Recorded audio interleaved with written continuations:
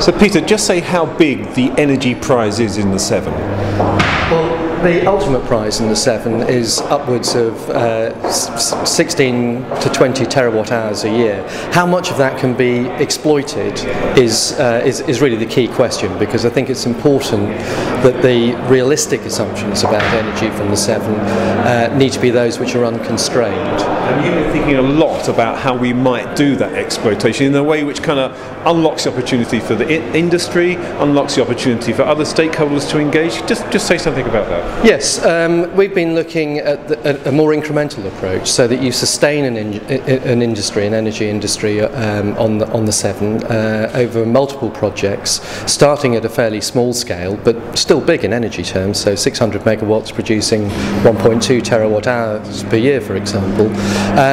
Learning from the experience of operating that then informs the subsequent larger scheme, which might be a larger lagoon or it might be a tidal fence. It also allows time for the development of more innovative technologies, which we all know take time. But you could see a picture on the Severn, say in 40, 50 years' time, of a number of different projects, different technologies, really bringing out, delivering that sort of 15 to 20 terawatt hours per year of electricity production from the Severn. Did I hear you say the kind of proposition for the Stepping Stones project would be the largest tidal lagoon in the world? Yep, the very first one that we're proposing, although there's also Swansea Bay, which is 250 megawatts, but if you started, let's say Swansea Bay started and then you did Stepping Stones at 600 megawatts, Stepping Stones would be the largest tidal energy plant in the world. Be a great symbolic value to the UK to have a tidal power scheme of that size in the estuary, knowing that there is further potential to develop other lagoons and tidal fences and tidal stream arrays in that estuary. The marine energy kind of technology community on the industrial side is ready for this.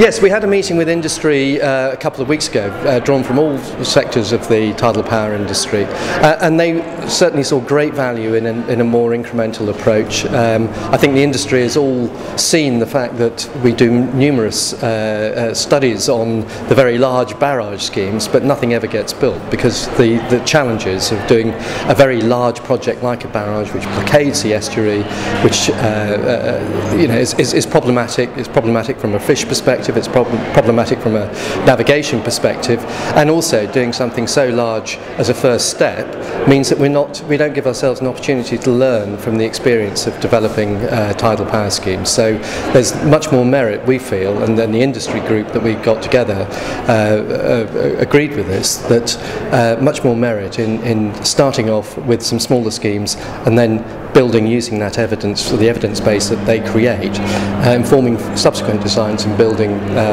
larger tidal lagoons and tidal fences thereafter. So if we get this right, the next step is really exciting for the Severn Estuary, for renewable energy, for industry and for jobs. Yes, absolutely. And most importantly of all of this needs to be done in tune with the environment, in tune with the environmental interests, in tune with the commercial interests of the Severn. So really what we're trying to do is deliver a potential solution that all stakeholders' interests are aligned, and the chance then of something being done is very much greater. Thanks so much, Peter. Thank you.